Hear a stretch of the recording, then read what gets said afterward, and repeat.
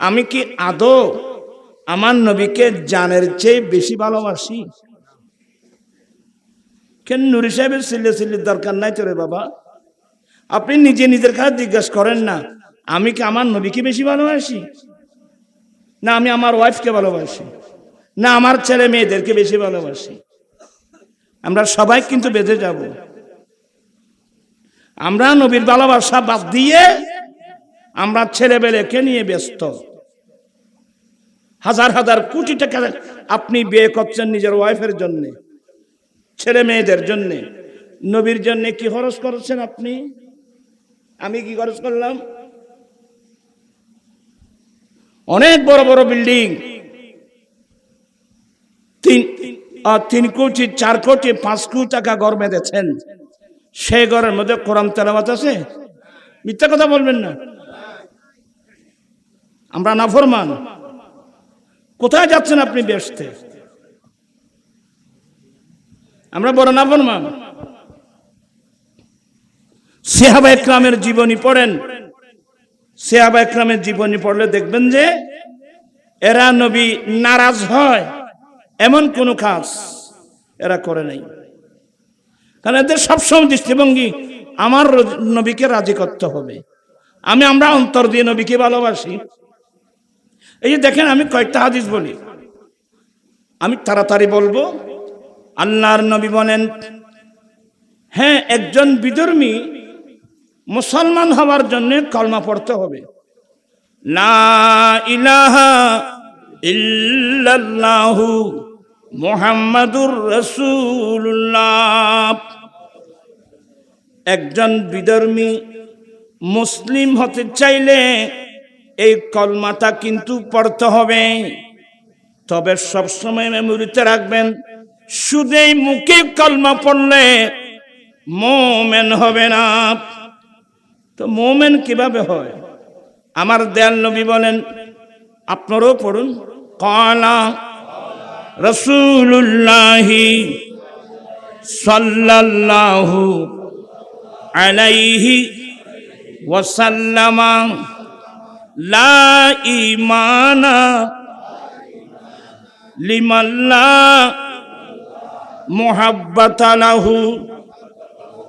আমার নবী বলেন, যার অন্তরে আমি নবীর মুহাব্বত নাই, তার কাছে ঈমানও নাই।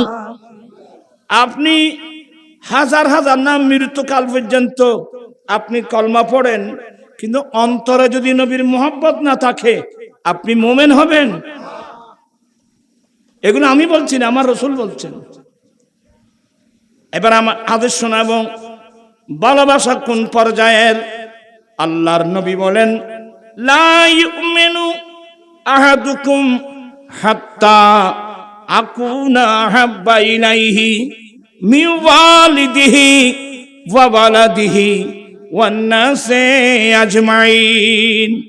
তোমাদের মধ্যে কেহই ততক্ষণ পর্যন্ত পূর্ণ মুমিন হতে পারবা না যতক্ষণ পর্যন্ত তোমার মা বাবা, স্বামী স্ত্রী, সন্তান সন্ততি, পৃথিবীর বুকে যে যাকে যতই ভালোবাসো না কেন, সবার ভালোবাসার চেয়ে আমি নবীর ভালোবাসা যতক্ষণ পর্যন্ত বেশি হবে না, ততক্ষণ পর্যন্ত কেউ পূর্ণ মুমিন হতে পারবে না। তো ঠান্ডা মেজাজে কথাগুলো শুনেন। ওই মজলিসে ফারুক আজম ছিল, হযরতে সাইয়েদনা ওমর ফারুক রাদিয়াল্লাহু তাআলা আনহু সেই মজলিসে ছিলেন। ফারুক আজম বললেন, ইল্লা নাফসি ইয়া রাসূলুল্লাহ, আমি কিন্তু আমার জানের চাইতে বেশি ভালোবাসি না। আমি আমার জান ছাড়া মা বাবা, ছেলে সন্তান, স্ত্রী পুত্র, পৃথিবীর বুকে আমার যত আপনজন আছে, আমি সব আপনাকে বেশি ভালোবাসি, কিন্তু জানের চেয়ে না। আমার নবী বলেন, ওমর, তুমি এখনো মুমিন হতে পারো না। এবার ফারুক আজম দুনো চোখের পানি ছেড়ে দিয়ে বলেন, নবী গো, এবার আমি ঘোষণা দিচ্ছি, আমার জানের চেয়েও আমি আপনি রাসূলকে বেশি ভালোবাসি। আমার নবী বলেন, ওমর এখন তুমি মুমিন। প্রাণ পিসানি ভাইয়েরা, কেন বাপসা স্যার বয়স্ক অনেক মুরব্বী আছেন, আপনি নিজের কাছে নিজে প্রশ্ন করেন তো, আমি কি আদৌ আমার জানের চেয়ে আমি আমার নবীকে ভালোবাসি? যদি আমরা জানের চেয়ে নবীকে ভালোবাসতাম, আমরা নবীর আদেশ নিষেধ মোতাবেক চলতাম। কথা বললেন, বলেন, আমরা কার কথা মোতাবেক চলতাম? আমরা কি এখন নবীর কথা মোতাবেক চলি? তো তুই ব্যস্ত তো আন্না নারবারি সাহাবা ইকরামের জীবনী পড়েন, এরা যে কোনো কাজ করবে নবী থেকে পারমিশন নিতেন। এখন তো দেখা যায় আমাদের অনেক মুসলমানের ছেলেরা হিন্দু ফাড়ায় গিয়ে গীতা পাঠ করতেছে। মানুষের নামাতে কোথায় গিয়ে যে মুসলমানের ছেলে গীতা পাঠ করে। এবার শুনুন আপনারা, আমি আমার দেশের ছেলেদেরকে বলছি, বিপদগামী হবে না, সাবধান, সতর্ক। খলিফত আমার ফারুক আজম রাদিয়াল্লাহু তাআলা আনহু আমার নবীর কাছে একদিন পারমিশন চেয়েছিলেন, ইয়া রাসূলুল্লাহ, আমি একটা ইনজিল কিতাব পেয়েছি, যারা গীতা পাঠ করো শোনো। কোরআন হাদিস থাকতে মানুষ এভাবে কিভাবে গোমরা হয়ে যায়? মুসলমানের ছেলে কিভাবে গোমরা হয়? ফারুক আজম বলেন, ইয়া রাসূলুল্লাহ, আমি একটা ইনজিল কিতাব পেয়েছি, এটাও তো আসমানি কিতাব, এটাও তো আল্লাহর কিতাব, এটা ঈসা আলাইহিস সালামের উপর আল্লাহ নাযিল করেছেন। প্রাণ পিছনে এরা খুব ঠান্ডা মেজাজে ওয়াজ শুনবেন। তো হুজুর, আমি একটা ইনজিল কিতাব দেখেছি, একটু পরে দেখতে পারবো?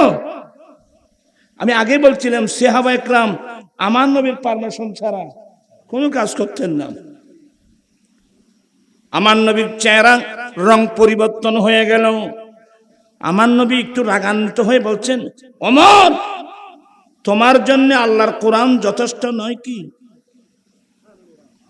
তোমার জন্য আল্লাহর কোরআন যথেষ্ট নয় কি? ফারুক আজম তওবা করলেন।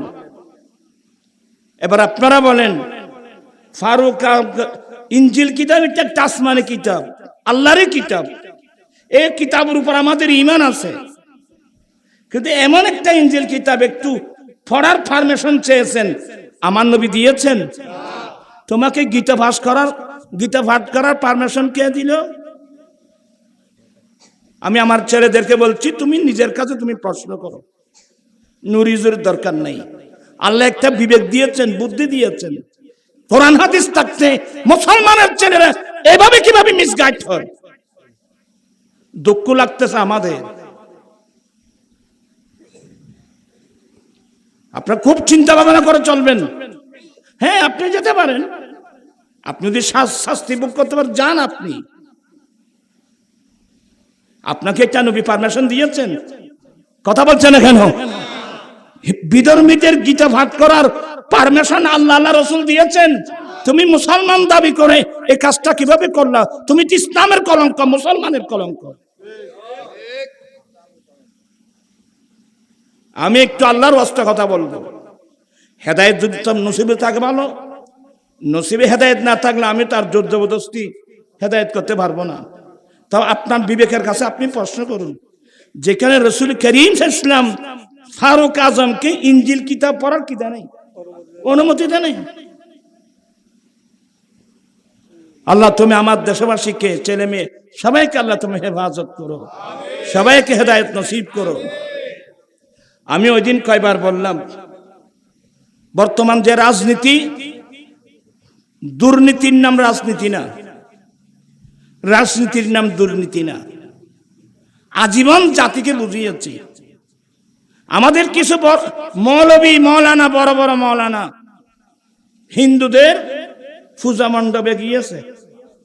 কোথায় গিয়েছে? হিন্দুদের পূজা মণ্ডপে। আমাদের ধর্ম উপদেষ্টাকে আমি এমন ভাবে ইয়ে করছি না। আপনি একজন আলেম মানুষ নিজে দাবি করতেছেন, বলেন আমি তো শুধু মুসলমানের উপদেষ্টা না, আমি হিন্দুদের উপদেষ্টা, বৌদ্ধদের উপদেষ্টা। আচ্ছা আচ্ছা, আপনি হিন্দু ভাড়ায় গিয়ে কি উপদেশ দিয়ে আসলেন? তা আপনি নিজেই বলতেছেন আমি শুধু মুসলমানের উপদেষ্টা না, আমি হিন্দুদের উপদেষ্টা, বৌদ্ধদের উপদেষ্টা। খুব ভালো। প্রশ্ন হল আপনি কি উপদেশটা দিয়ে আসলেন? আপনি উপদেশ দিয়ে আসছেন যে আপনারা ভালোভাবে পূজা করেন, এটাই তো আপনার উপদেশ। লা হাওলা ওয়ালা কুওয়াতা ইল্লা বিল্লাহ। আপনারা আমাকে রং বুঝবেন না, আমার কাজ হলো বুঝানো, আমি ছোট মানুষ। আচ্ছা আপনারা বলেন, একজন হিন্দু মন্ত্রী হলো, এক্সাম্পল স্বরূপ, বিগত সরকার আমলে, যে কোনো সরকার আমলে অনেক হিন্দু মন্ত্রী ছিল না? ছিল। একজন হিন্দু মন্ত্রী, সে মুসলমান পাড়ায় আসবে বিভিন্ন অনুষ্ঠানে, সে মন্ত্রী, সে মুসলমান পাড়ায় আসবে, মুসলমান বিভিন্ন অনুষ্ঠানে আসবে। কিন্তু মুসলমানের একটা অনুষ্ঠান ঈদুল আযহা, কোরবানির ঈদের দিন কোন হিন্দু মন্ত্রী মুসলমান পাড়ায় আসবে? কেন?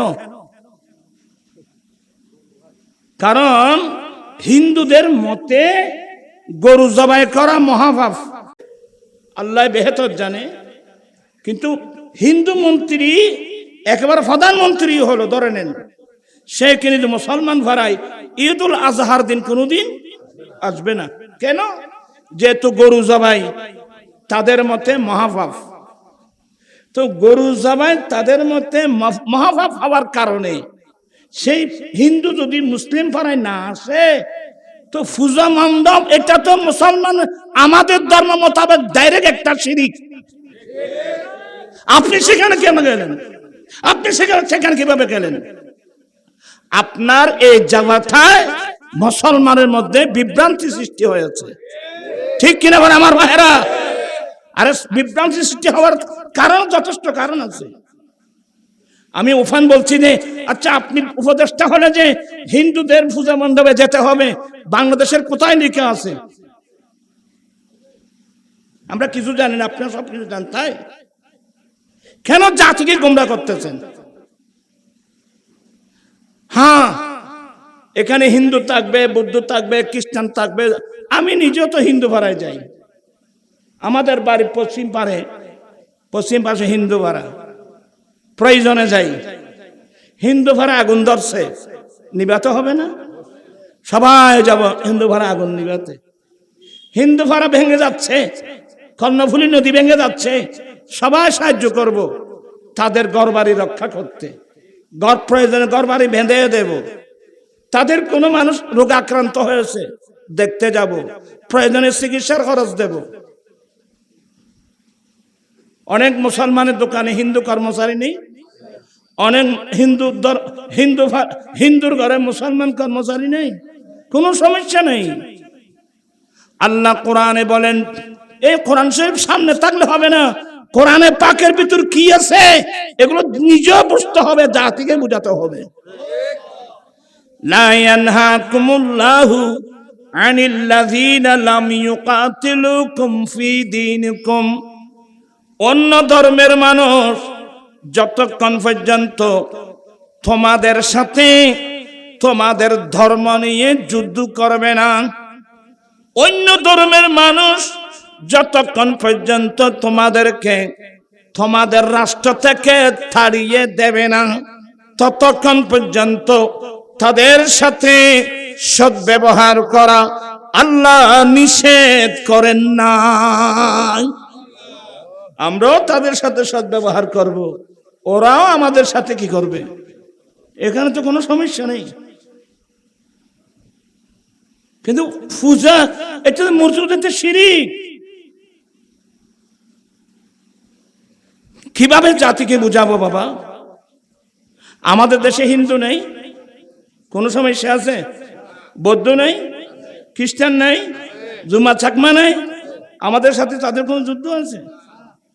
হ্যাঁ, এই ইন্ডিয়ার মুখ্যমন্ত্রী নুপুর শর্মা আমার নবীর সম্পর্কে আমাদের আম্মি জান মায়েশা সিদ্দিকার সম্পর্কে কুরুচিপূর্ণ বক্তব্য দেওয়ার কারণে শুধু বাংলাদেশের মুসলমান তার উপর খেপেছে, তাই না, ইন্ডিয়ার হিন্দু পর্যন্ত তার বিরুদ্ধে খেপে গেছে। কেন আপনারা ইউটিউবের মধ্যে বক্তব্য দেখতেছেন না? আমি তো আমার আজাদি বাজারে এই নুপুর শর্মার বিরুদ্ধে আন্দোলন করতে গিয়ে বলছিলাম, আসলে নুপুর শর্মা হিন্দু না, আসলে নুপুর শর্মা হিন্দু নয়। কারণ হিন্দু হলে হিন্দুদের বেদের মধ্যে আমার নবীর সম্পর্কে যে তথ্য আছে এগুলো যদি সে জানতো, সে কোনোদিন আমার নবীর সম্বন্ধে কোনো খারাপ মন্তব্য করতো না। আমি আলহামদুলিল্লাহ কোরআন সুন্নাহর মধ্যে সমস্ত ফয়সালা কোরআন শরীফের মধ্যে আছে, হাদিস শরীফের মধ্যে আছে, কিন্তু এই কোরআন হাদিসের যথেষ্ট জ্ঞান না থাকার কারণে আজকে অনেক মানুষ ভুল পথে যাচ্ছে, জাতিকে ভুল মেসেজ দিচ্ছে। ঠিক কিনা ভাইরা আমার? আমাদেরকে হুঁশ করে চলতে হবে। আমার জীবন মরণ সাজাবো মাদানী রঙে, আমার জীবন মরণ মাদানী, সেই রঙে রঙিন হলে আল্লাহ রসুল তাকবি আমার সঙ্গে। আমার জীবন মরণ, আমার জীবন আমার মরণ আমি সাজাবো মাদানী রং দিয়ে। মাদানী রঙের অর্থ হলো আমার দয়াল নবীর সুন্নত দিয়ে। আমরা নবীর সুন্নত মোতাবেক চলতে চাই কি চাই না? দুই হাত উঠাই বলুন, চলতে চাই কি চাই না? আল্লাহ সবাইকে, আরে আমার রাসূল নবীর সুন্নত না, আমার নবী বলছেন আলাইকুম বিসুন্নতি ওয়া সুন্নাতে খুলাফায়ে রাশিদিন, আমি নবীর সুন্নত তোমাদের উপর অপরিহার্য, খুলাফায়ে রাশিদিনদের সুন্নত তোমাদের জন্য অপরিহার্য। কিন্তু এখানে কি আছে? আমি তো হায়াত আমাদের চলে গেল। এই যে সমাজের মধ্যে যৌতুক প্রথা, এটা কি ইসলামী প্রথা না বিধর্মী প্রথা? তো বিধর্মী প্রথা আমার সমাজে আসলো কেন? আমরা এটা নীরব ভূমিকা পালন করছি কেন? মাদক সেবন করা, শরাব মদ পান করা, এগুলো কি আমার নবী ইসলামী কালচার না বিধর্মী? তা আমাদের দেশে এগুলো হচ্ছে কেন? আমি একজন গুনাহগার, আমি অনেকবার রাগ করে বলছিলাম,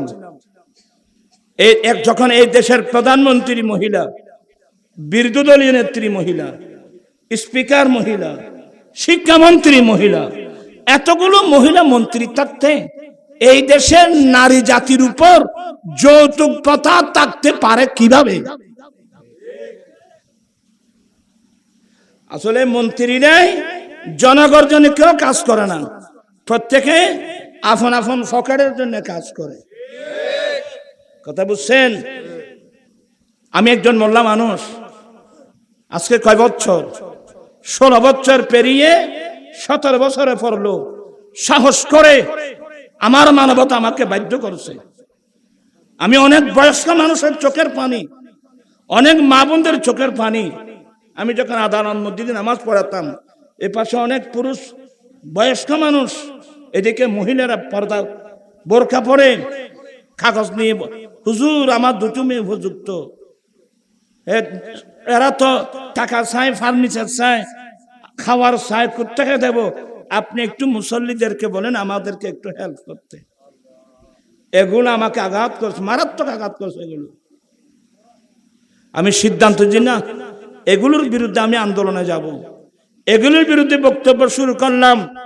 এরপরে একেবারে আঞ্জুমান করে, অথচ আমার আঞ্জুমানের এসবিআই নুরিয়া এটা একটা তরিকতের সংগঠন, এটা কোনো অন্য কোনো রাজনৈতিক কোনো সংগঠন না। এটা আমার তরিকতের সংগঠন। কিন্তু তরিকতের সংগঠন করে আমি তো তসবিহ একটা নিয়ে খানেকায় বসে থাকতে পারতাম, কিন্তু সমাজের অবস্থা কি হবে আমাকে বলেন তো। আমি শুরু করে দিলাম আন্দোলন, লালদিঘির পার থেকে শুরু হয়ে গেল। লালদিঘির পার, জমিতুল মালাম, জাতীয় প্রেস ক্লাব ঢাকা, তারপরে সিলেট, ব্রাহ্মণবাড়িয়া, এরপরে কুমিল্লা, বিভিন্ন জায়গায়। শুধু এখানে না, দুবাই, আবুধাবি, মাস্কট, কাতার, আমি যেখানে গিয়েছি ওখানে ছেলেদের থেকে হাত উঠায় ওয়াদা নিয়েছি, বাবা তোমরা নবীর সুন্নত মোতাবেক শাদী করবা। যদি নেককার ছেলে পেতে চাও, দুনিয়ার সম্মান আখিরাতের সম্মান চাও, নবীর সুন্নতকে কলঙ্কিত করবা না। বিবাহকে কেন্দ্র করে আপনারা যে বেদাতে সাইয়্যা ঢুকাই দিয়েছেন, আমার নবীর সুন্নতকে আপনারা কলঙ্কিত করেছেন। ঠিক কি না ভাইয়েরা আমার? কেন? বিবাহ একটা ইজি কাজ, কেন যৌতুক কথা ঢুকলো? আর সবচেয়ে বড় মারাত্মক কি জানেন?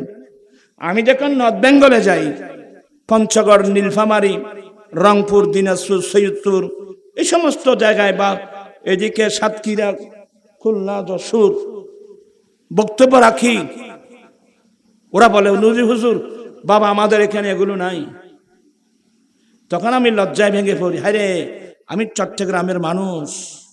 এই মোগল আমল থেকে এই চট্টগ্রামের নাম ইসলামাবাদ, কিন্তু ইসলামাবাদ থেকে ইসলাম একেবারে বিলুপ্তির পথে। আমি শুধু বুঝাতে চেষ্টা করব, আমরা নবীর সুন্নত মোতাবেক কি বিয়ে করতে পারি না? বিয়ে কোন উদ্দেশ্যে করবেন?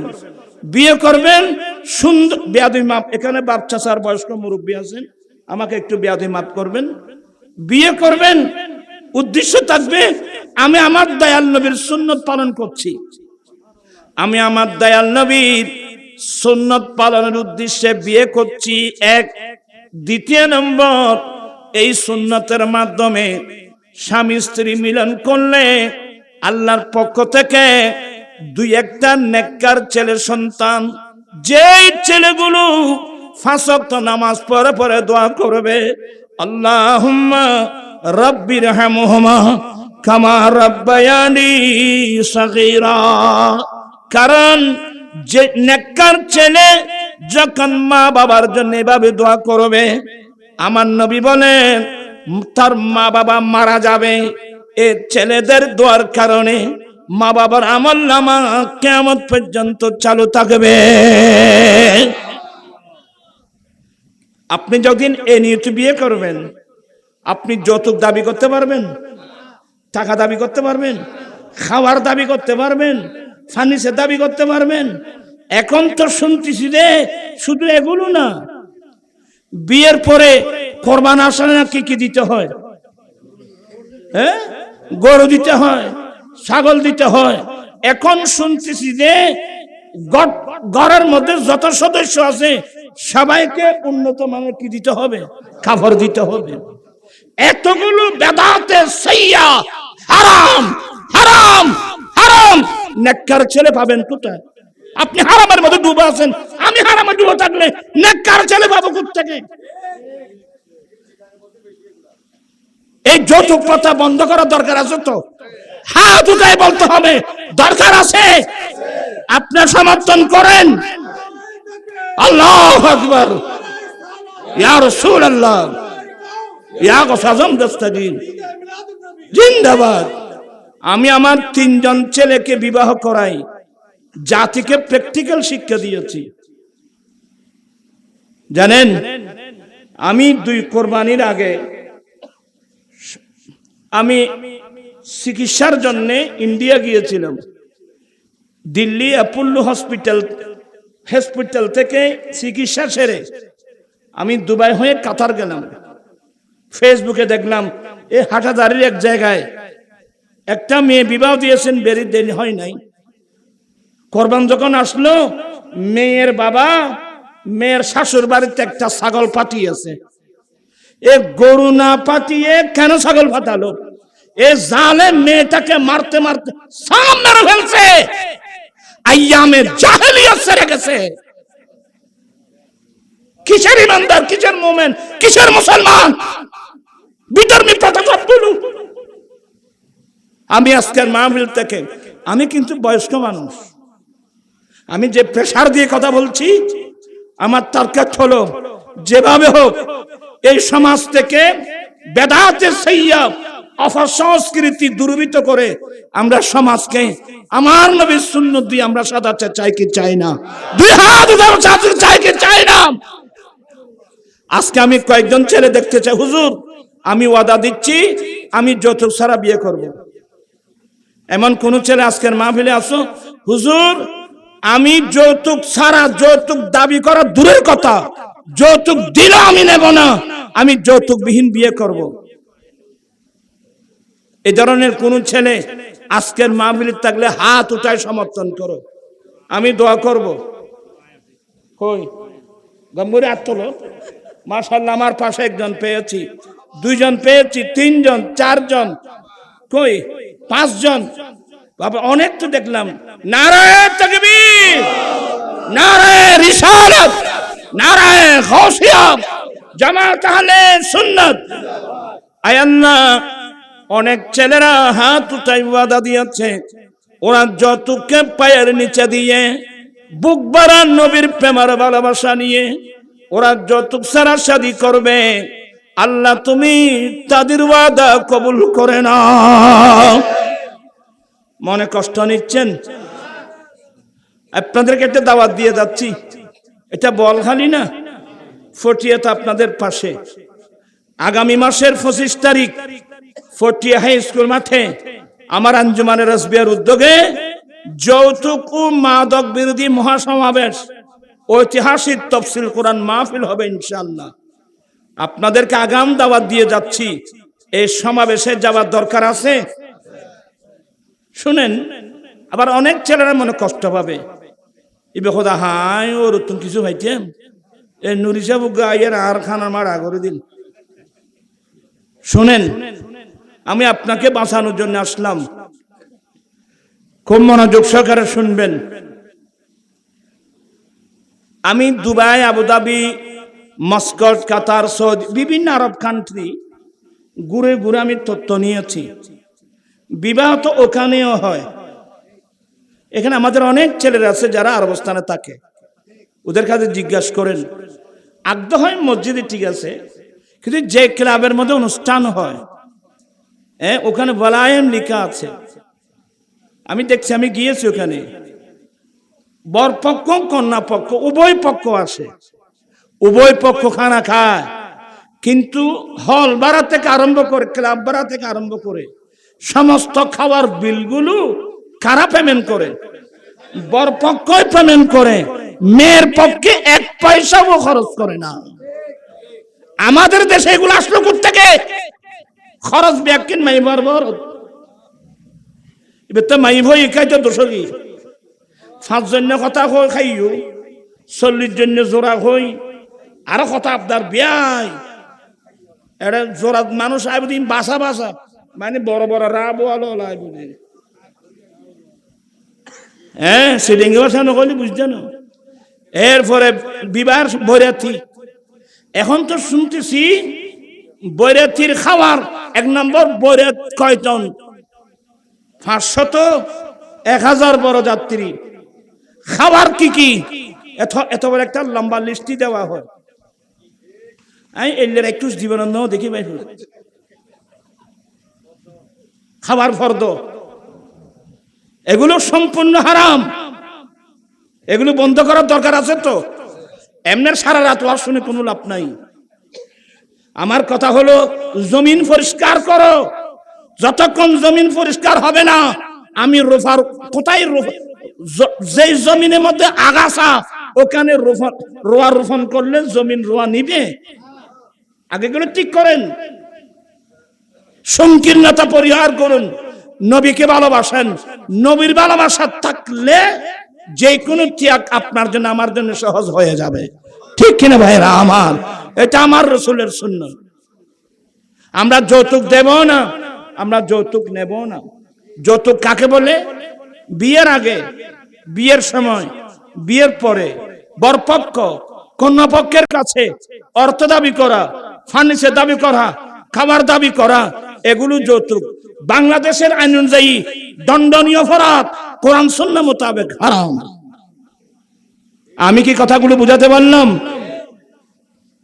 আপনারা, আমি আরবস্থানেও ছেলেদেরকে হাত উঠায় তো বাধা নিয়েছি, তোমরা নবীর সুন্নাহ মোতাবেক বিয়ে করো বাবা। আচ্ছা, আমরা কয়দিন বাঁচবো এখানে? এই সামান্য সময়টা আসলাম, আমার বাবা কই, আমার দাদা কই, আমার দাদি কই, আমার আসাতে ইকরাম কই, কোটি কোটি মানুষ কবরস্থানে। এই দুনিয়ার সামান্য হায়াতটা, এটাও যদি নবীর সুন্নাত বিরোধী কাজ করেন, আপনি কি নিয়ে কবরে যাবেন? কি নিয়ে কবরে যাবেন আপনি?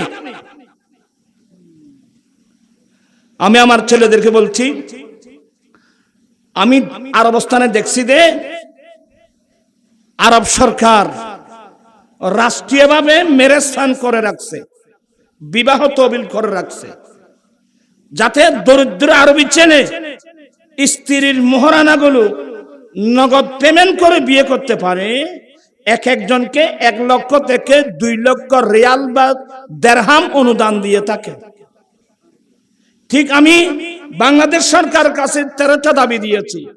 13টা দাবির মধ্যে এক দাবি, আমাদের দেশেও আমি ওই দিন বলছিলাম যে আপনি যৌতুকের বিরুদ্ধে যত কঠোর আইন পাশ করেন, একজন ছেলেকে আপনি 20-30 বছর জেলে দেন, এত যৌতুক বন্ধ হবে না। কারণ আমাদের দেশে দরিদ্র মানুষের সংখ্যা বেশি। অতএব আমাদের দেশেও রাষ্ট্রীয়ভাবে স্থায়ীভাবে ম্যারেজ ফান্ড গঠন করা হোক। সেই ম্যারেজ ফান্ড থেকে ওই গরিব ছেলেকে তার বিয়ের পূর্বে 5 বছর মেয়াদের জন্য বিনা সুদে 2 লক্ষ টাকার একটা ঋণ দেওয়ার ব্যবস্থা করা হোক। ইনশাআল্লাহ আজকে হোক কালকে হোক, একদিন বাংলাদেশের পার্লামেন্টে এই প্রস্তাব কিন্তু পাস করতে হবে ইনশাআল্লাহ। আমি আমার ছেলেদেরকে বলে যাচ্ছি, মাদ্রাসার ছাত্র, স্কুল, কলেজ, ইউনিভার্সিটির বাইরে, আমরা এখন বয়স্ক মানুষ, আমাদের গতি এখন কবরস্থানের দিকে। এই দেশকে বাঁচান, নিজে বাঁচুন, দেশ বাঁচান, জনগণকে বাঁচান। এই দায়িত্বটা পালন করুন, সাহসিকতার সাথে এগিয়ে আসুন। আমি দুঃখ করে বলছি, আমাদের দেশে বড় বড় ইসলামী দল যারা ময়দান কাঁপাচ্ছে, গভীর মনোযোগ সহকারে দেখলাম তাদের কথাবার্তা। একজন বলে, আমরা যদি ক্ষমতায় যেতে পারি, আমরা রাষ্ট্রীয় গাড়ি বাড়ি কিছু ব্যবহার করব না। হ্যাঁ, এটা একটা ভালো উদ্যোগ, এটা ভালো কাজ, কিন্তু একটা ইসলামী দলের উচিত ছিল, আমরা যদি ক্ষমতায় যেতে পারি, 1 নম্বর এ দেশ থেকে আমরা সুদ তাড়িয়ে দেব, সুদ বন্ধ করব। তো এটা বলার লোক নাই। আমি সুদ বন্ধ করব, এটা বলার লোক নাই। আজকে আমাদের জন্য বড় লজ্জাকর বিষয়, জজ কোর্ট, হাইকোর্ট, সুপ্রিম কোর্ট, আমাদের ছেলে মেয়েদের বিচার হয়, আমাদের বিচার করা হয়। ব্রিটিশে নেই, ব্রিটিশ সে তোমার কি আমার কে? ব্রিটিশ সে তোমার কে আমার কে?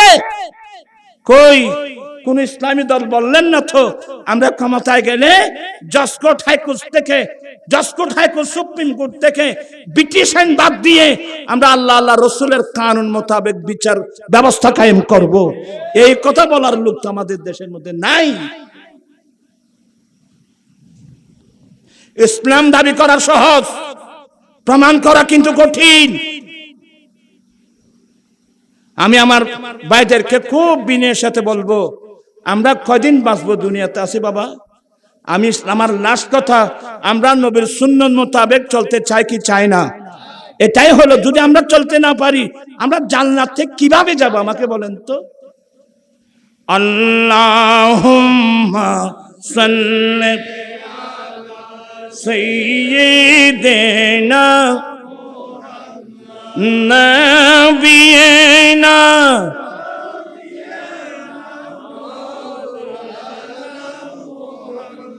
আমার ভাইয়েরা, আল্লাহ কোরআনে বলেন, আহাল্লাল্লাহুল বাইয়া ওয়া হাররামার রিবা। বান্দা, ব্যবসা হালাল, সুদ কিন্তু হারাম। আমি বলছি না, আল্লাহ বলছেন। আমার নবী কি বললেন?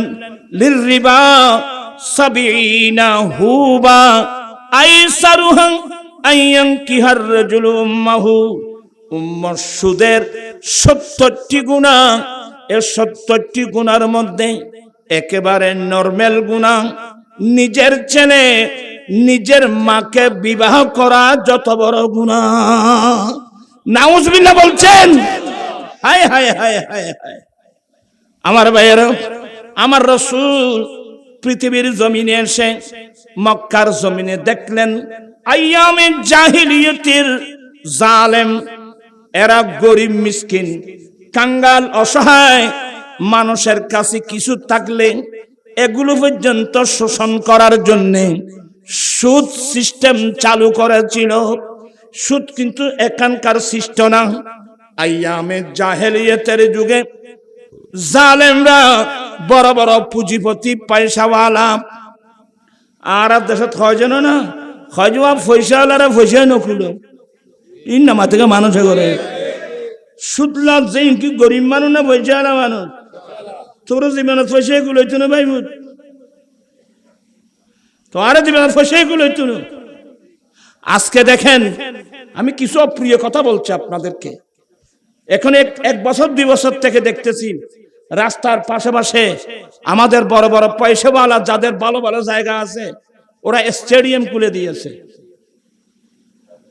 আমি কি ভুল বলছি? আমাদের ছেলেরা সন্ধ্যার পর থেকে 1 ঘন্টায় 1,500 টাকা একটা টিম থেকে আরম্ভ করে ফজর আজান হয়েছে, ছেলেরা বল খেলতেছে। আমি এই দেশের পুঁজিপতি যারা বিনয়ের সাথে বলছি, পয়সা কামানোর কি আর কি রাস্তা নাই আপনাদের জন্য? কেন জাতিকে ধ্বংস করে দিচ্ছেন? এই ছেলে মেয়েদের লেখাপড়া কোথায়? এই ছেলেদের লেখাপড়া কোথায়? ছেলে তো আপনারও আছে, আমারও আছে, বাবা প্রত্যেকের আছে। কেন আপনারা এই ব্যবস্থা করলেন? আপনারা জাতিকে কোথায় নিয়ে যেতে চান আমাকে বলেন তো? হয়তো আপনারা আমার কথায় বিরক্ত হচ্ছেন, আমি দেখতে পাচ্ছি। আমি বিনয়ের সাথে বলবো, আসলে এমনি ওয়াজ শুনে লাভ নাই। সমাজ ঠিক করুন, পরিষ্কার করুন, আমরা পরিচ্ছন্ন মুসলমান হই, সত্যিকার ফাক্কা মুমিন হই, আমরা ঈমান ইসলাম মোতাবেক চলি।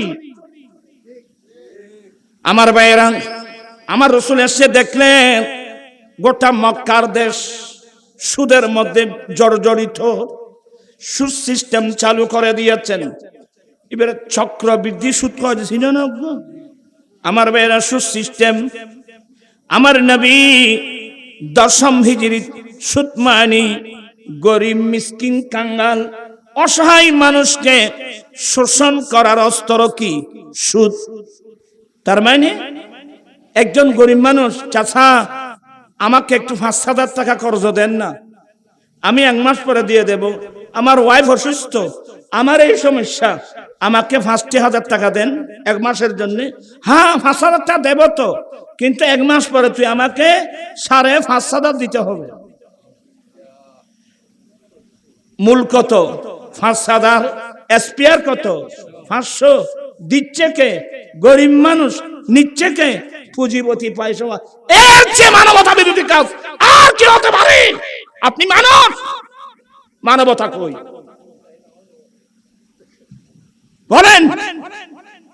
আমার নবী 10ম হিজরিতে আরফাতের মাঠে দাঁড়িয়ে বলছিলেন, ইন্না রিবাল জাহিলিয়া তাহাতা কদমাইয়া মওদু। উম্মত জাহাল আইয়ামে জাহিলিয়াতের যত প্রকারের সুদ প্রথা, সমস্ত সুদ প্রথা আমি নবী আমার পায়ের নিচে আমি দফন করে দিলাম। আমার দেয়াল। আরে মিলাদ নবী কি জন্যে? নূরের নবীর নূরি চারণ যেদিন পাই ভুবন, আরে দুঃখ মুছিয়া লাভি করিল স্বর্গীয় জীবন। আপনারা কি বিরক্ত হচ্ছেন? তো নবীতে লেগে দে, নূরের নবীর নূরি চারণ যেদিন পাই ভুবন, আরে দুঃখ মুছিয়া লাভি করিল স্বর্গীয় জীবন। মারা গাছের ডালে ডালে ফুল ফুটেছে, আজি ঈদ মিলাদুন নবীর, আজি ঈদ মিলাদুন নবীর, আনন্দে উল্লাসে সারা জগৎ ভরেছে, আজি ঈদ মিলাদুন নবীর। আমার নবী আসছেন পৃথিবীর দুর্দশা, ব্যক্তিগত জীবনের, পারিবারিক জীবনের, সমাজ জীবনের, রাষ্ট্র জীবনের যত দুর্দশা সব দূরীভূত হলো শান্তির সমাজ, মানবতার সমাজ, ভালোবাসার সমাজ বিশ্ববাসীকে উপহার দিয়েছেন নবী মুহাম্মদ রাসূলুল্লাহ সাল্লাল্লাহু আলাইহি ওয়াসাল্লাম। আমরা সেই সমাজকে কোথায় নিয়ে গেলাম? আপনি তো তাড়াতাড়ি ভুলে গেলেন এই ইসলামের সমাজ কায়েম করতে হাজার হাজার সাহাবায়ে কেরাম জীবন দিয়ে ফেলছেন। এত তাড়াতাড়ি সাহাবায়ে কেরামের জীবনের কথা ভুলে গেলেন? কোথায় ঘর, কোথায় বাড়ি, কোথায় জায়গা, কোথায় জমি সব বিসর্জন দিয়ে আমাদের কি সুন্দর একটা ইসলামের বাগান উপহার দিয়েছেন। তো ডক্টর ইকবাল আফসোস করে বলছেন, বাবা আমি অনেকবার বলছি, এক উল্লু কাফি হ্যায় वैरान गुलिस्तान के लिए, एक उल्लू काफी है वैरान गुलिस्तान के लिए, अरे लाख उल्लू बैठे तू अंजाम गुलिस्तान क्या होगा। ডক্টর ইকবাল বলছেন কষ্ট করতে হয়, একটা ফেসাই যথেষ্ট। ফেসা হব একটা ফেসাই যথেষ্ট একটা বাগানের সৌন্দর্য নষ্ট করতে হলে। কিন্তু যেই বাগানের মধ্যে লক্ষ লক্ষ ফেসা বসেছে সেই বাগানের কি অবস্থা? কি মানে সেই বাগানের অস্তিত্ব তো থাকার কথা না। ডক্টর ইকবাল কোন বাগানের কথা বলছেন? রাত কেরানি, গন্ধরাজ, চামেলি, চাম্পা বেলি, জুই এই সমস্ত ফুলের বাগান নয়। যেই বাগানের সৌন্দর্য নষ্ট করার জন্য লক্ষ লক্ষ ফেসা বসেছে, এটা হলো আমার নবীর প্রতিষ্ঠিত ইসলামের বাগান। যে বাগান থেকে সিদ্দিক আকবর বের হয়েছিল, ফারুক আজম বের হয়েছিল, ওসমান জুন্নুরান বের হয়েছিল, মাওলানা শের খুদা বের হয়েছিল, ইমাম হাসান বের হয়েছিল, ইমাম হুসাইন বের হয়েছিল, আহলে বাইতুর রাসূল, সাহাবাতুর রাসূল, ইমাম আজম, গৌসুল আজম, গরিব নওয়াজ, এত জাহাত বাসা বাসা আল্লাহর ওলি বের হয়েছে। আজকে সেই বাগানকে আমরা কোথায় নিয়ে গেলাম বাবা? আমরা আল্লাহর কাছে কি জবাব দাম? এগুলো কিছু বুঝতে পারতেছি না। আমি কি আপনাদেরকে আমার মনের কথাগুলো বোঝাতে পারলাম? এই দেশ থেকে দরিদ্র মানুষের দরিদ্রতা বিমোচনের লক্ষ্যে আল্লাহর পক্ষ থেকে যাকাত এনে দিয়েছেন। কি এনে দিয়েছেন? আল্লাহ যাকাত ফরজ করেছেন পুঁজিপতির উপর, পয়সাওয়ালা মানুষের উপর। আপনার কোন মানুষের উপর? পয়সাওয়ালা মানুষের উপর, পুঁজিপতির উপর। তু খাজু মিন আগনিয়াইহিম, ধনী মানুষ থেকে নেওয়া হবে। ফাতুরাদ্দু আলা ফুকরাইহিম, এগুলো তাদের গরিব মানুষের মধ্যে বন্টন করা হবে। মানে যার কাছে আছে তার থেকে নাও, যার কাছে নাই তাকে দাও। এটাই তো মানবতা। আমার নবী কত সুন্দর যাকাত ভিত্তিক সুদ মুক্ত সমাজ ব্যবস্থা। কি বললাম? যাকাত, আমাকে একটু হেল্প করবেন আপনারা। যাকাত ভিত্তিক সুদ মুক্ত। এখন আমরা কি করলাম? কেন সবাই তো রাজনীতিবিদ, বড় বড় পলিটিশিয়ান, উত্তর দেন। আমরা কি করলাম?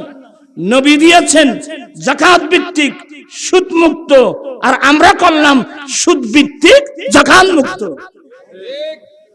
ডাইরেক্ট আল্লাহ রাসূলের সাথে যুদ্ধ।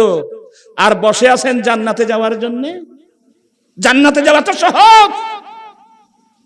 কোরআন শরীফে একটি আয়াত, ফাজানু বিহারবিম মিনাল্লাহি ওয়া রাসূলিহি, আল্লাহ আল্লাহর রাসূলের পক্ষ থেকে যুদ্ধের এলান হয়েছে, যুদ্ধ ঘোষণা করা হয়েছে। কেউ আল্লাহ আল্লাহর রাসূলের সাথে যুদ্ধ করবে আসো, তার মানে সুদ দেওয়া, সুদ নেওয়া, সুদকে সমর্থন করা মানে ডাইরেক্ট আল্লাহ আল্লাহর রাসূলের সাথে যুদ্ধ করা। হায় হায় হায় হায় হায় হায় হায়। আমার ভাইরা দেখেন, আমি যে সুদ ভিত্তিক বললাম,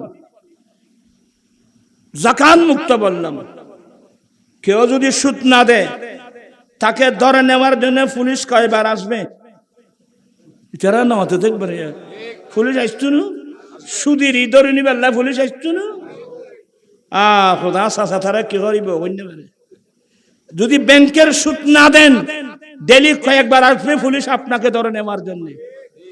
কিন্তু যাকাত যদি না দেন, মালের যাকাত যদি না দেন, 1 বছর না 2 বছর না, আজীবন যদি মালের যাকাত না দেন, আপনাকে ধরে নেওয়ার জন্য পুলিশ কিন্তু আসবে না। অথচ যাকাত দেওয়া, মালের যাকাত দেওয়া আল্লাহর ফরজ। সুবহানাল্লাহ। এই দেশে সুদের গুরুত্ব, যাকাতের গুরুত্ব নাই।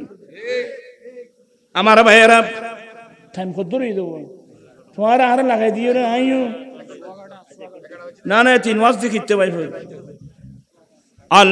আল্লাহুম্মা সাল্লি সাইয়্যিদিনা নাবিয়িনা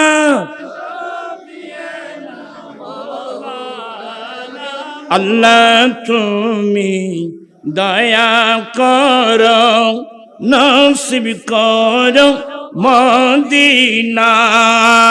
আল্লাহ তুমি দয়া নসিব করো, হর নবী কে না দেখিয়া কবর দেশ নিও না।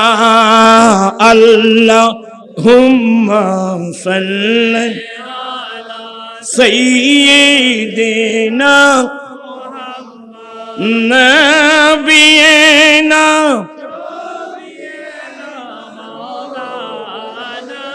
বন জঙ্গলার বাক হরিণে চিনিল দয়াল নবীকে।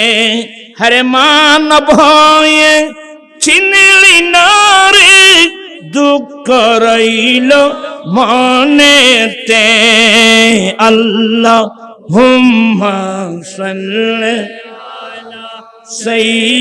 সাইয়্যিদিনা নাবিয়িনা।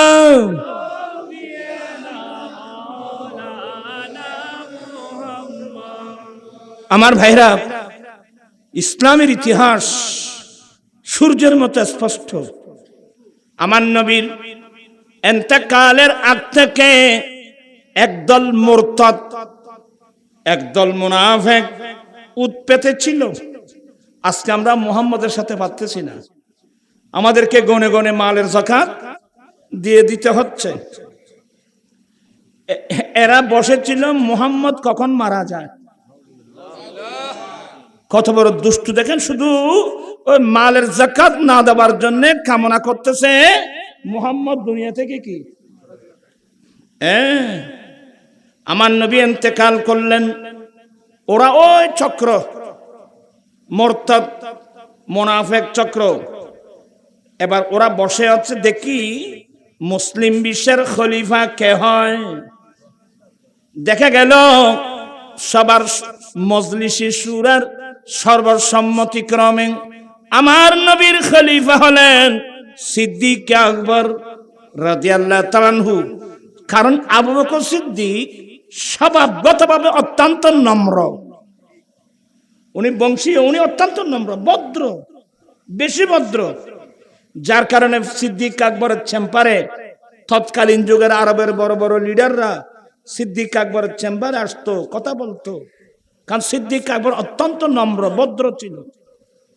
এই যে উসমান জিন্নুরাইন আরবের এত বড় ব্যবসায়ী, ইনি কিন্তু ইসলাম ধর্ম গ্রহণ করেছেন সিদ্দিক আকবরের প্রচেষ্টায়। এবং উনি আমার নবীকে এমন অন্তর জয় করেছে, আমার নবী একটার পর একটা দুটো মেয়ে ওনাকে শাদী দিয়েছেন। এক পর্যায়ে নবী বলছেন, ওসমান তুমি আল্লাহ এবং রসুলকে এমন ভাবে খুশি করেছো, আমি নবীর যদি আরো 40টা মেয়ে থাকতো, একটার পর একটা সবাই আমি তোমাকে বিয়ে দিতাম। কারণ সিদ্দিক আকবর ফারুক ওসমান জিনের সমস্ত সম্পদ ইসলামের জন্য বিলীন করে দিয়েছিলেন। এগুলো বলতে গেলে এখন তো ইসলামের জন্য টাকা দেবার কেউ নেই। একটা মসজিদের জন্য অনুদান দিতে হলে দিতে চায় না, একটা মাদ্রাসার জন্য টাকা চাইলে মানুষ দিতে চায় না, কিন্তু আজেবাজে কাজের মধ্যে লক্ষ লক্ষ টাকা মানুষ ব্যয় করতে পারে। তো নসিব খারাপ, তোমার নসিব খারাপ। ফারুক আর সাহাবা একরামের জীবনী পড়ছেন, ওরা আল্লাহর রাস্তায় দান করার জন্য প্রতিযোগিতা দিতেন। কি আচ্ছা, ওই কথাটা শেষ করি। হযরত সিদ্দিক আকবর রাদিয়াল্লাহু আনহু অত্যন্ত নম্র টাইপের লোক। তো ওই মুনাফিক চক্র আমাদের মন মতো খলিফা হয়েছে, মানে উনি তো নম্র টাইপের লোক। আমরা যদি মালের যাকাত দিতে স্বীকার করি, ওরা উনি আমাদের বিরুদ্ধে তেমন কোনো অ্যাকশন নেবে না। এটা ধারণা, এরা তো কোরআন বুঝে নাই। আল্লাহর কোরআনে বলছেন, মুহাম্মাদুর রাসূলুল্লাহ ওয়াল্লাযীনা মাহু আশিদ্দাউ আলাল কুফফারি রুহামাউ বাইনাহুম। মুহাম্মদ সাল্লাল্লাহু আলাইহি ওয়াসাল্লাম আল্লাহর রাসূল এবং যারা তার সাথী, যারা তার অনুসারী, তাদের এক নম্বর পরিচয় আশিদ্দা আলাল কুফার, এরা কাফেরদের বিরুদ্ধে কঠোর, আপনজনের ব্যাপারে অত্যন্ত বিনয়ী, অত্যন্ত কোমল।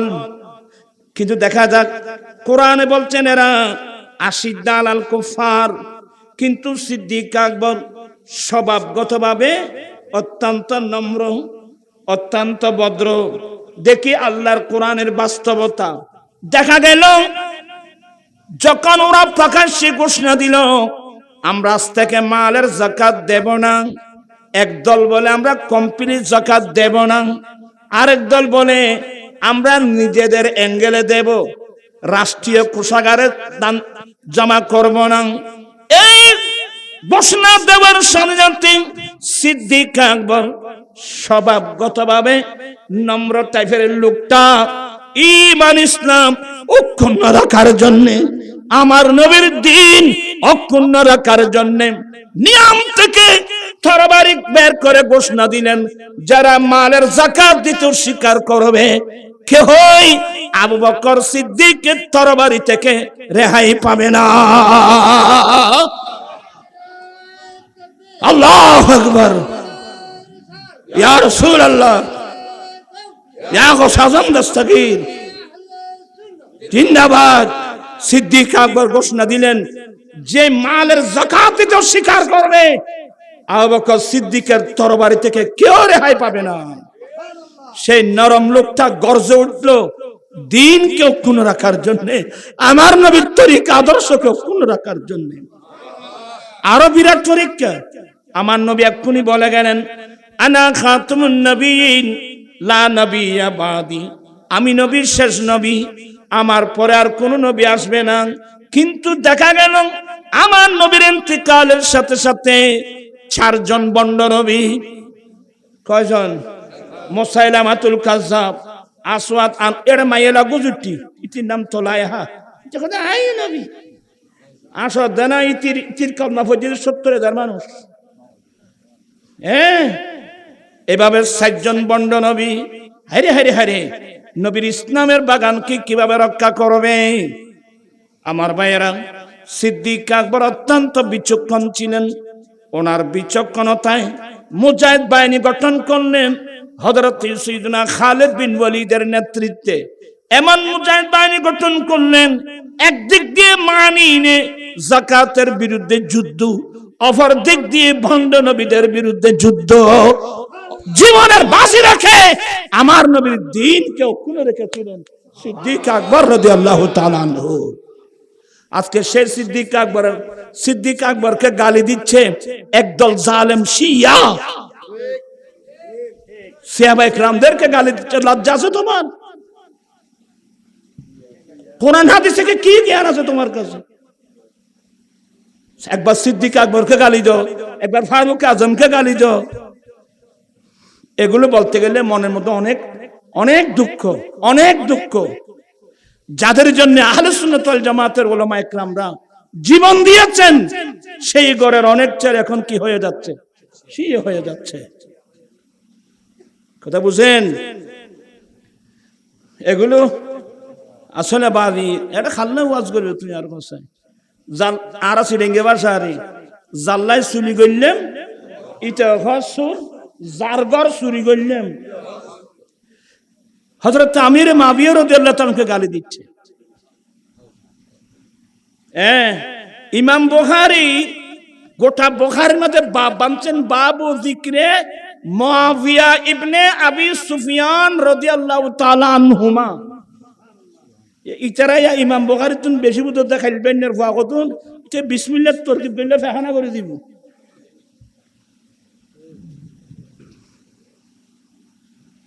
সতর্ক থাকবেন, বড় ফিতনা ফাসাদের যুগ। আমার রাসূল বলছেন যে উম্মত এমন সময় আসতেছে, জ্বলন্ত হাতের তালু, জ্বলন্ত আগুনের কয়লা হাতের তালুতে রাখা যে কষ্ট, ঈমান রক্ষা করার তার চেয়ে আরো কি হবে? আমার মনে হয় সে কঠিন সময় আমরা পার করছি। আর কেউ আছেন এখানে? একটাও নেই। খেলাফত মুলকিয়ত বই লিখছি ইসলামী দলে, ওখানে সিদ্দিক আকবরের দোষ, ফারুক আজমের দোষ, ওসমান জিনের দোষ, মাওলা আলী শাহের কথা একজনও বাদ নাই তার আক্রমণ থেকে।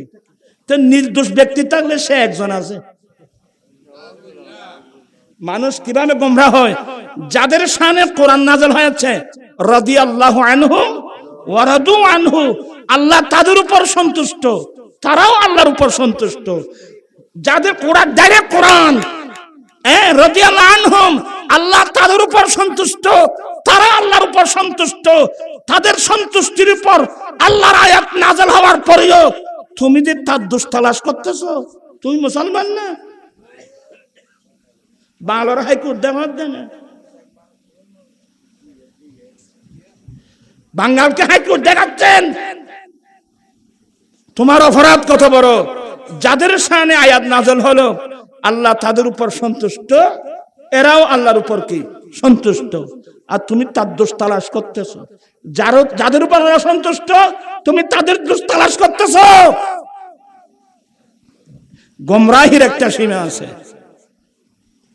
আর আমরা তো আহলে সুন্নাত ওয়াল জামাত, আহলে সুন্নাত ওয়াল জামাতের আকীদা একেবারে হযরত হাসান বসরি রাদিয়াল্লাহু তাআলা থেকে আরম্ভ করে আল্লামা আবু মুসা আশআরী রাদিয়াল্লাহু, ইমাম মাতুরিদি রাদিয়াল্লাহু তাআলা, আস্তে আস্তে আস্তে আস্তে আলা হযরত বাংলাদেশের গাজী শেরে বাংলা আল্লামা হাশিমি রহমাতুল্লাহ নঈমি রহমাতুল্লাহ আলাইহি, আল্লামা মুফতি আজম আল্লামা মুহাম্মদ ইদরিস রাজবি, সবাই আহলে সুন্নাত ওয়াল জামাতের কি আকীদা প্রচার করলো, আর তুমি সেই ঘরের থেকে বের হয়ে তুমি সুন্নি আকীদার বিরুদ্ধে যাচ্ছ।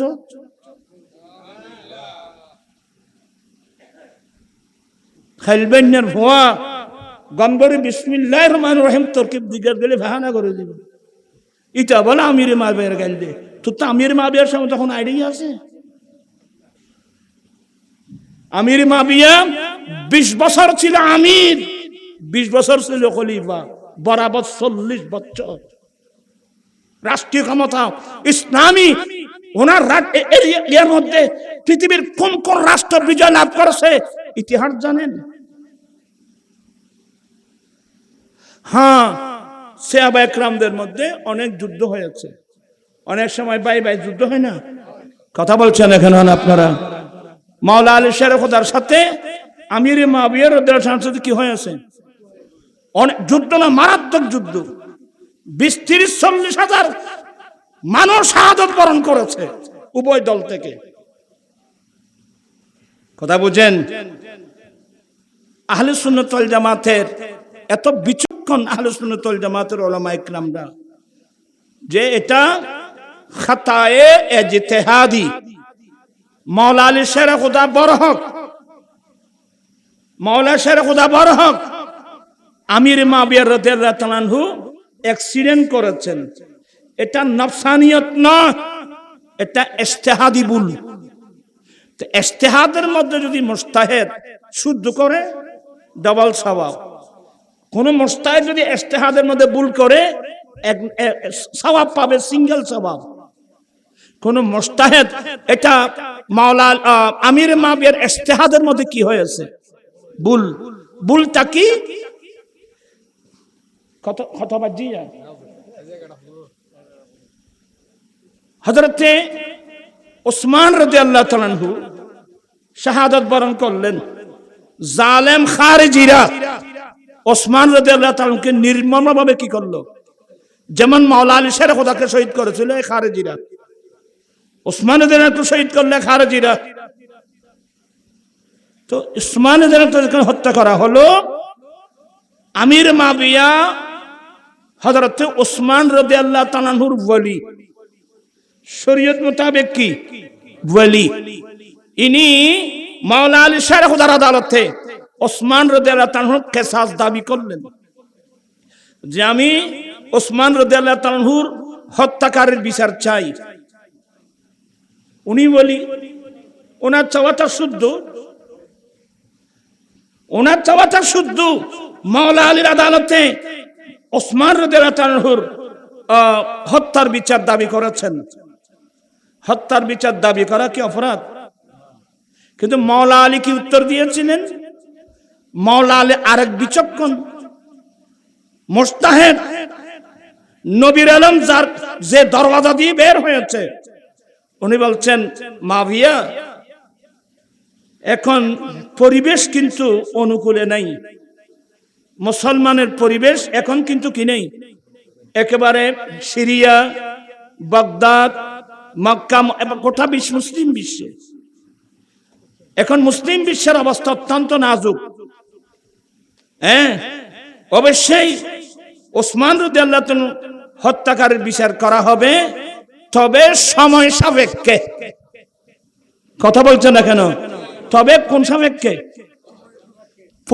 পরিস্থিতি অনুকূলে আসুক। পরিস্থিতি অনুকূলে আসলে খুব বিচক্ষণতার সাথে কারা কারা ওসমান শহীদ করছে এগুলো যাচাই বাছাই করে নিখুঁতভাবে হত্যাকারীর নামের তালিকা বের করতে হবে, তারপর বিচার করা হবে। এখানে আমির মাবিয়ার ভিতরে ঢুকে গেছে একদল খারেজি। খারেজিরা বলেন না না এটা মানবেন না আপনি। অনেক এখানে অনেক ইয়ে আছে, বলেন না আপনি কি করতে হবে, বিচার এখন করতে হবে। এই বিচার এখন করতে হবে, এই জিনিসটা ওনার ইজতিহাদের মধ্যে কি হয়েছে, ভুল হয়েছে। কারণ যিনি খলিফা হবেন ওনার মধ্যে এখতিয়ার থাকে কোন একটা বিচার, কোন একটা হত্যাকাণ্ডের বিচার করতে কি এক্ষুনি করব। উনি সমাজের অবস্থার পরিপ্রেক্ষিতে, মুসলিম বিশ্বের অবস্থার পরিপ্রেক্ষিতে এগুলা বুঝে যে আমি সময় মতো কি করব, বিচার করব। অনেক লম্বা আলোচনা, বলেন না এটা হবে না। এইটা নিয়ে দ্বন্দ্ব, এটা নিয়ে এমন দ্বন্দ্ব হলো, এমন যুদ্ধ হলো, আরে বাইরে এমন যুদ্ধ হলো বলার ভাষা নাই রে বাবা।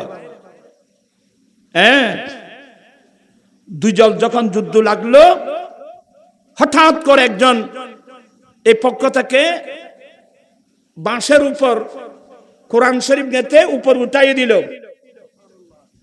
কারণ আল্লাহ বলেন, এখানে অবস্থা আছে না, দুই দল মুসলমান, দুই দল মুসলিম বাহিনী যখন যুদ্ধ করবে, ফাসলিহু বাইনাহুমা, তোমরা তৃতীয় পক্ষ উভয় দলকে সমঝোতা করায় দাও।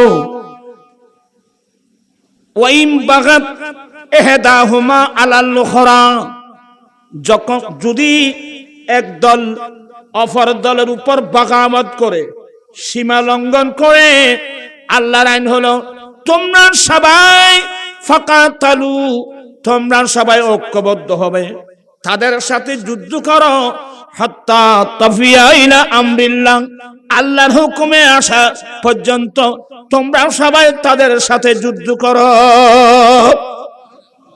এটা হলো কার আইন? আল্লাহর আইন।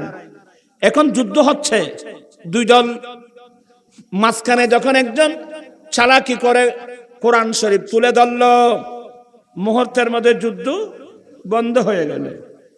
যুদ্ধ যখন বন্ধ হয়ে গেল, সিদ্ধান্ত দুই দলের পক্ষ থেকে দুইজন হাকিম নির্ধারণ করবে, বিচারক। মাওলা আলী শের খুদার পক্ষ থেকে হযরত সাইয়েদনা আমর ইবনুল আস রাদিয়াল্লাহু তাআলা, আমির মুআবিয়ার পক্ষ থেকে আবু মুসা আশআরী রাদিয়াল্লাহু তাআলা, দুজন নির্ধারণ করলেন। তো খারিজিরা বলতেছে না, এখানে সমঝোতার জন্য হাকিম নির্বাচিত করা, এটা তো আল্লাহর কোরআন বিরোধী, না না এগুলো হবে না। এক পর্যায়ে ঘোষণা দিল, ইনিল হুকমু ইল্লা লিল্লাহ, আল্লাহর হুকুম ছাড়া আর কারো হুকুম মানি না। আল্লাহর হুকুম ছাড়া কারো হুকুম মানি না, মানব না। এই স্লোগান খারিজিদের স্লোগান। ওই যে মাওলা আলী শের খুদার মধ্যে এখতিয়ার ছিল যে সমস্ত অবস্থা পর্যালোচনা করে সময় মতে বিচার করার যে অধিকার ওনার কাছে আছে, এটা সুযোগ না দিয়ে, না না আল্লাহ ছাড়া আর আল্লাহর হুকুম ছাড়া, আল্লাহর আইন ছাড়া কারো আইন মানি না, মানব না। এগুলা খারাপ স্লোগান, এগুলা খারিজি হলো স্লোগান ভাই। আল্লাহর আইন ছাড়া কারো হুকুম মানি না, মানব না।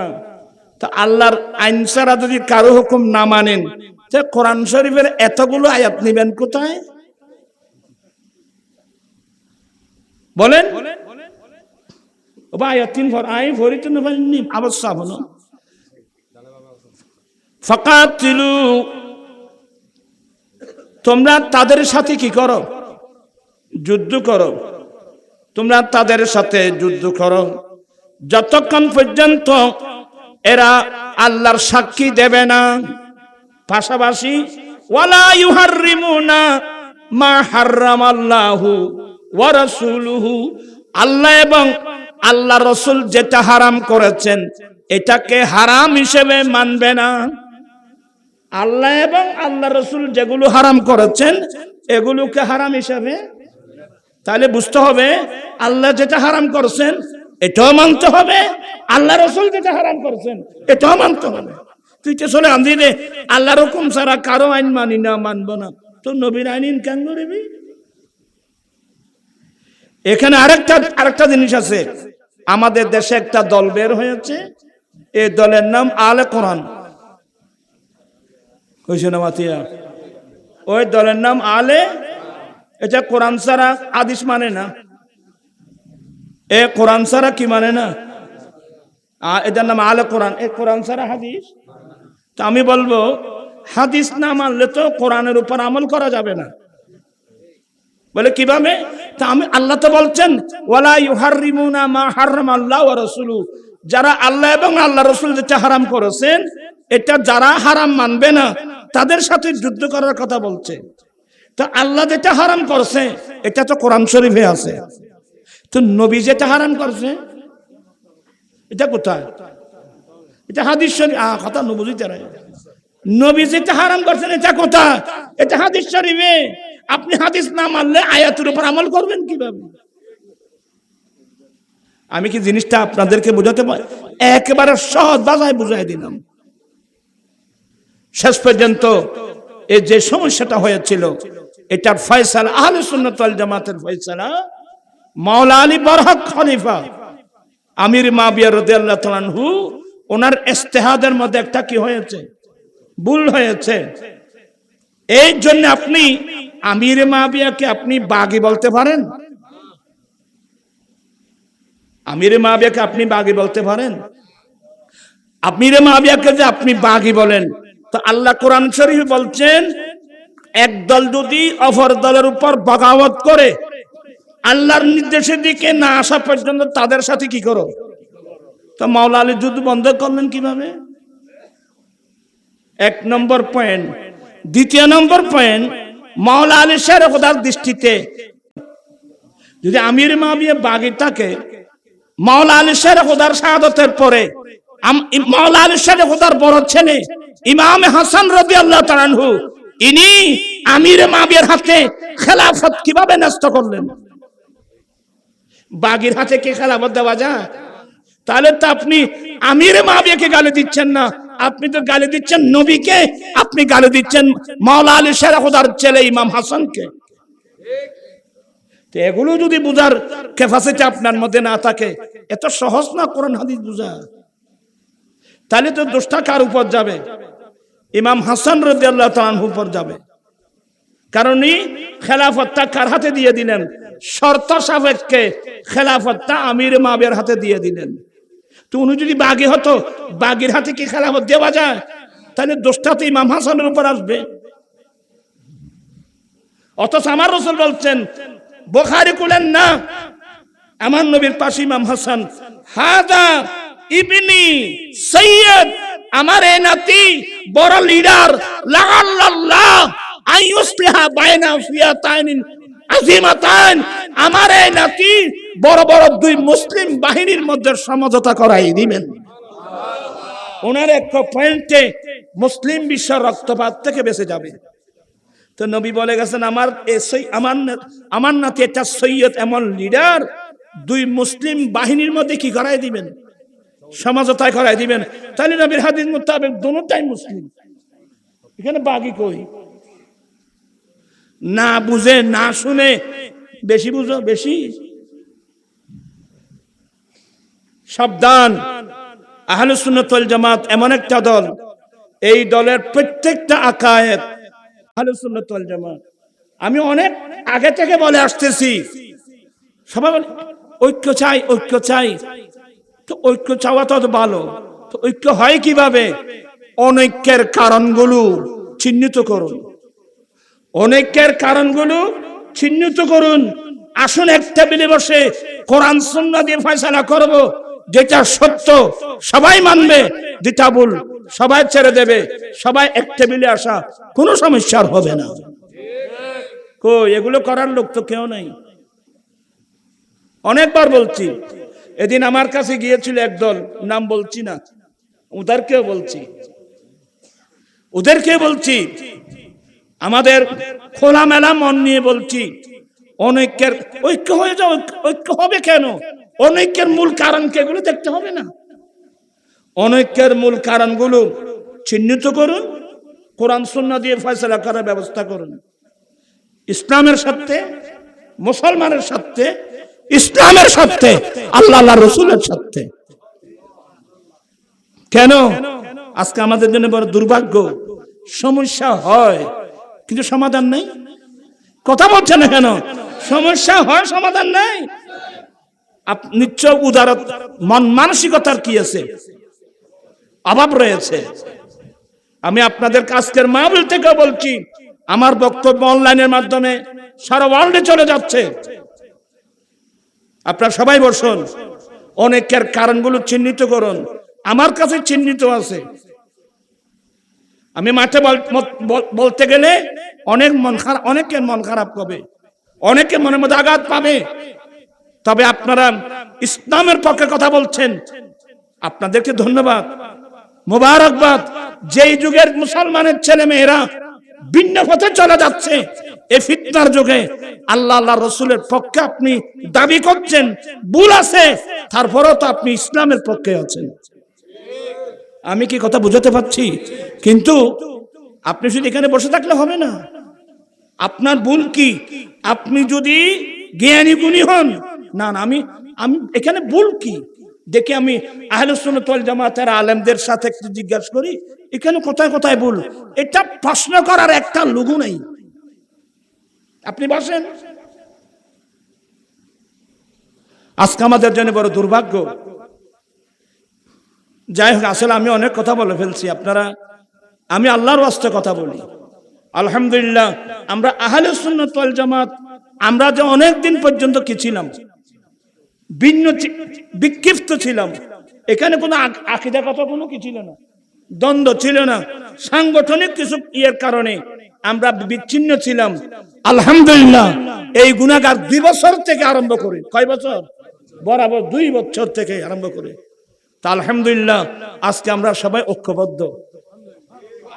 আপনারা খুশি না? কারা কারা খুশি হাত উঠে বলতে, সবাই খুশি তো? আল্লাহু আকবার, ইয়া রাসূলুল্লাহ,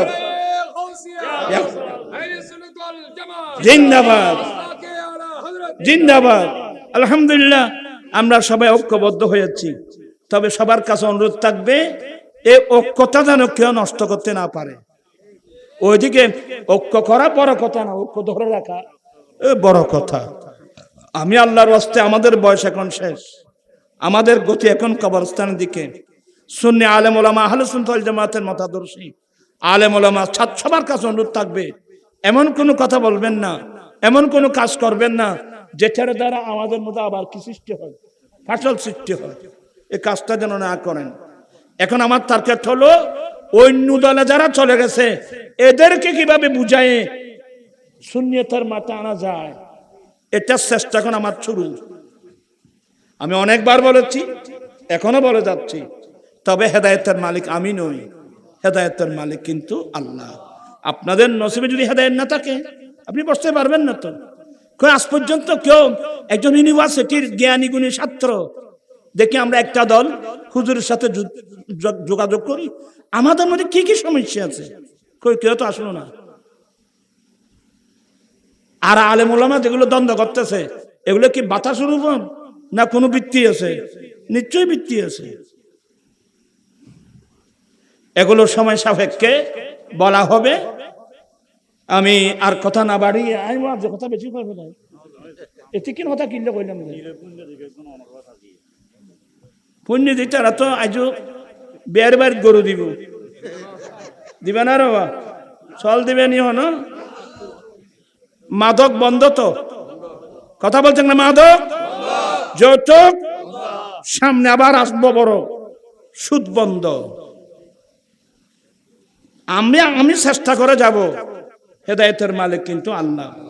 ধন্যবাদ জানাচ্ছি আপনারা যে সংগঠন হুসাইনি আদর্শ সংগঠন, আসলে নাম ঠিকই দিয়েছ, এই হুসাইনি আদর্শ সংগঠন ভাইদেরকে আমি আমার আহলে সুন্নাত ওয়াল জামাত কেন্দ্রীয় পরিষদের পক্ষ থেকে আপনাদেরকে ধন্যবাদ জানাচ্ছি, মোবারকবাদ জানাচ্ছি। আসুন আমরা সঠিক ইসলাম মেনে চলি। তবে একটা মনে রাখবেন, ইসলাম ছাড়া বিকল্প কোনো পথ নাই। আর যদি আপনি নবীর কলমা পড়ে নবীর আদর্শ বাদ দেন, তো নবীর কলমা পড়ছেন কেন? একসাথে কলমাটাও ছেড়ে দাও। আর যদি নবীর কলমা পড়ে থাকেন, নবীর আদর্শ ছাড়া অন্য কারো আদর্শ নিয়ে কোনো মুসলমান চলতে পারে?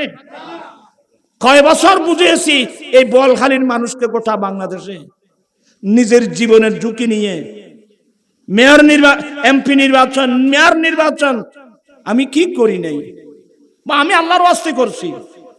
আমাদের ছেলেরা নিজেরাও জীবনের ঝুঁকি নিয়ে মাঠে ময়দানে দৌড়াদৌড়ি করছি, শুধু ইসলামের গুরুত্ব বোঝানোর জন্য। আর আমরা নবীর কলমা পড়েছি, আমরা নবীর আদর্শ মোতাবেক চলি, আমরা নবীর সুন্নাত মোতাবেক চলি। আমরা মানব গড়া মতবাদ কেন মানব? আর যদি মানে এটা তোমার বিষয়, তুমি কি জবাব দেবে আল্লাহর কাছে? যার যার রাস্তাতে তালাশ করেন।